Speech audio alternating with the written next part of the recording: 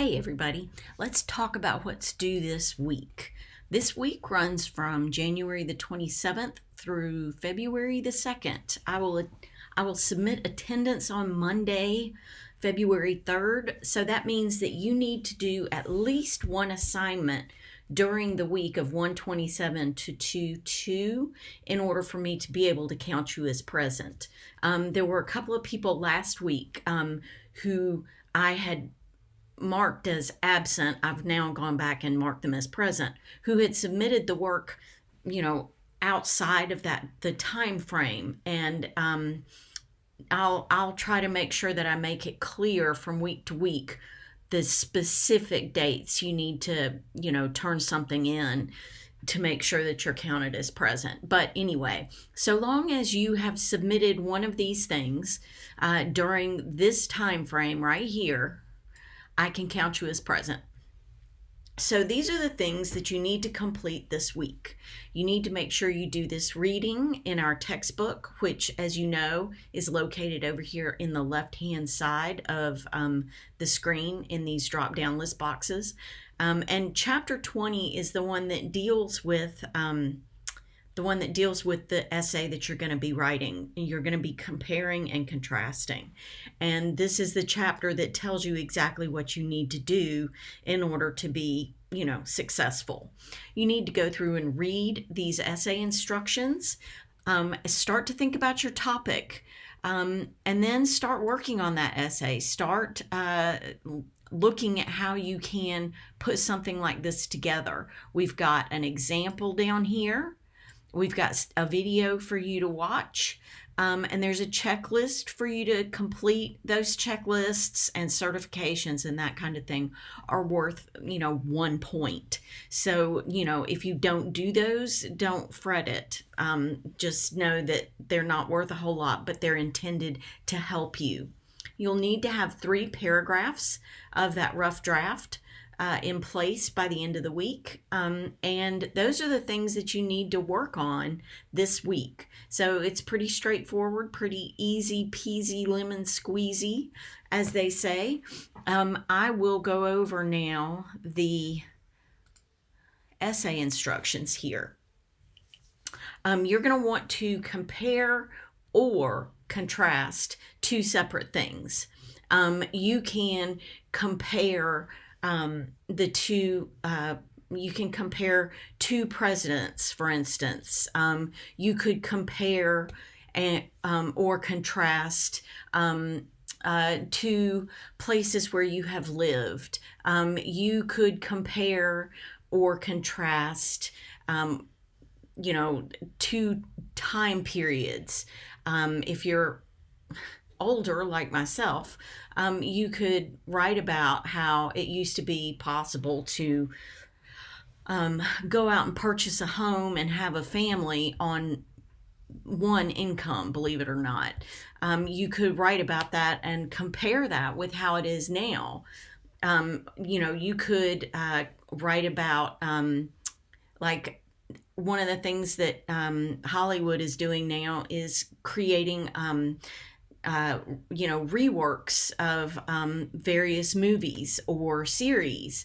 And you could, if you've seen like the original and they've now redone it, you could write about comparing and or contrasting those 2 series and talk about how they're similar or how they're different.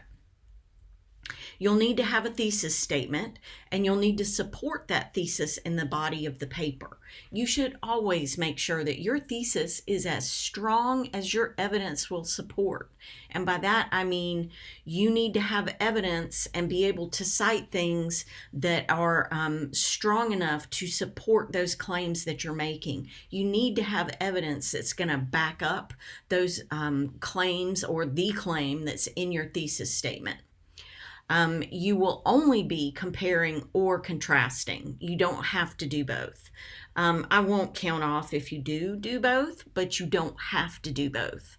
When you compare, obviously, you're looking for similarities. When you contrast, you're looking for places where there are differences. You are not required to do research. But if you do, you must include in-text citations and a works cited page. Here's the topic. You need to compare or contrast any two things that are not obvious or commonly covered. Dogs versus cats, pretty obvious and pretty commonly covered. Android versus Apple, obvious and commonly covered. Try to think outside the box. Local and current themes are often the most interesting. Down here, we've got a link to some possible comparison and contrast topics. These are pretty obvious here, especially the cats versus dogs, specific books versus movies. If you are in favor of those lovely Harry Potter movies, but you've never read the book, don't try to compare the books and the movies, and vice versa. Don't try to compare the movies and the books if you haven't read them, or at least one, and seen one. So try to make sure that you're dealing with something that you actually have some current knowledge about. Communism versus capitalism, or even better, socialism versus capitalism. We seem to have a real problem understanding the definition of some of these terms, and this would be a great time to do a little bit of research and find out what those two terms actually mean. Let's see back here. There are also, there's another link here to, whoops, that's the same one. Apologies. Click the wrong link. Here's some other possible topics. This one right here talks about 1920s versus 1960s. Obviously, that would require you to do a little bit of research, probably because I'm going to guess that you weren't alive in 1920, even if you were alive in the 60s, like myself. But you don't have to do research. This isn't something that's requiring you to go and do some research. You could talk about, the pandemic versus, you could talk about our pandemic, our recent one, as compares to the 1918 influenza pandemic that went on. But again, that would require you to do at least a little bit of reading. So, you should probably think about something you know something about. Unless it's something that you really are interested in researching. Civil rights versus, women's lib, that's kind of a dated term, but you could certainly do that. Boomers versus millennials or Gen X or whatever. You could compare and or contrast any of the generations. When you look at these terms and topics, think about, think of them more as very general ideas, and that you could fill in possibly something that you're more interested in. American politics today versus American politics during the Civil War, that could be super interesting, but again, would definitely need some research, because if you're going to talk about something that you don't have a whole lot of knowledge about, you probably want to make sure that you can draw on some specific sources, and back up what you're saying with those specific sources. So these are all some really good topics that you could chase down and consider for for your topic, for your essay. So let's see, let me go back to this. So you will need to have an introduction that has your hook, your background info, and a thesis statement.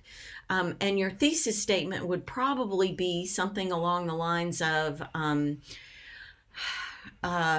let's see, let me think. If you were going to write about life today versus life in the 1990s, for instance, you would probably want to make an argument related to what has caused some of the differences, versus making an argument that life today versus life in the 1990s is better or worse. If you make the argument that something is better or worse, you're really kind of making a judgment that's hard to back up.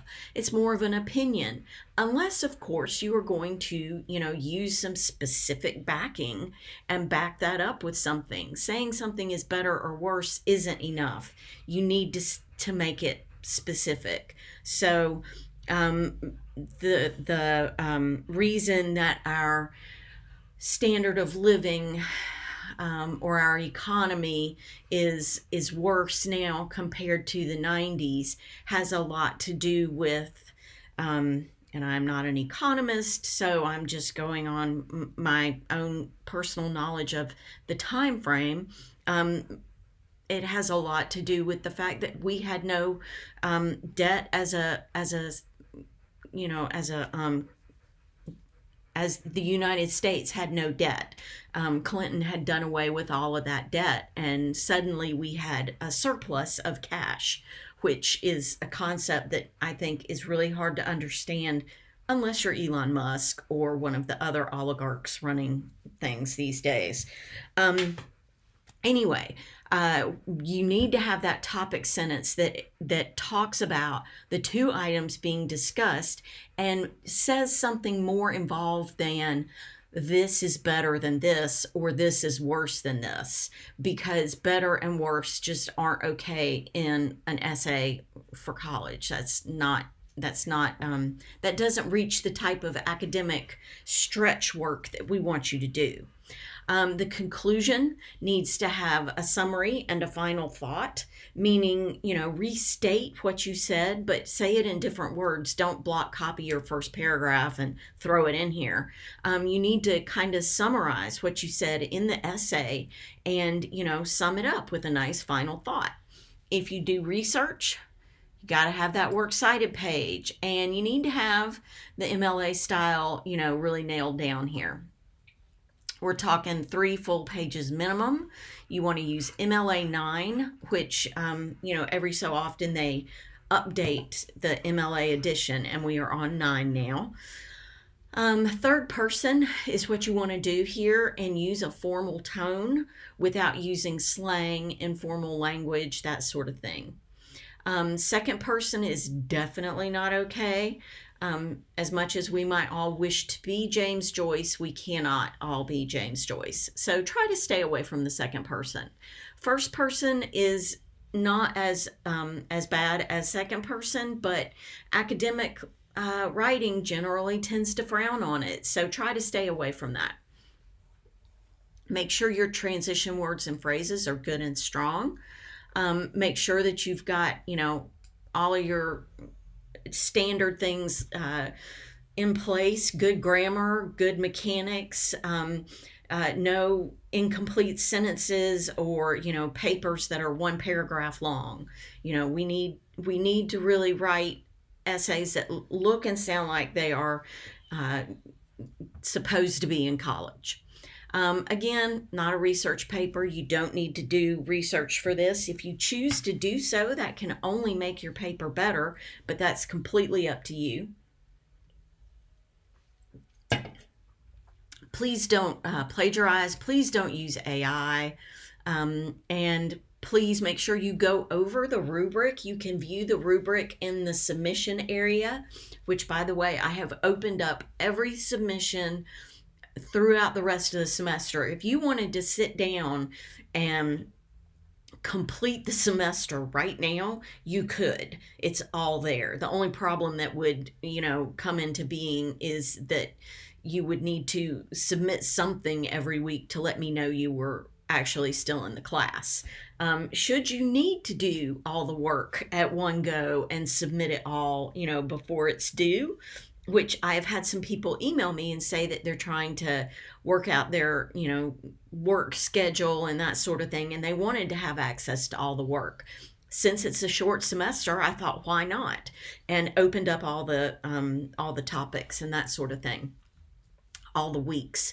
But like I said, if you do turn work in early and you want to make sure that you are submitting stuff that will get you marked as being present, please go into one of the pieces that's due, and put a note in there where you submit it. There's always a little area for you to put a note, and let me know that you're not going to, quote unquote, not going to be present, that you're submitting this early, or email me and let me know, and I'll do my best to mark you as present. But definitely, email me or submit something that says that you are submitting early, and to please count you as being present.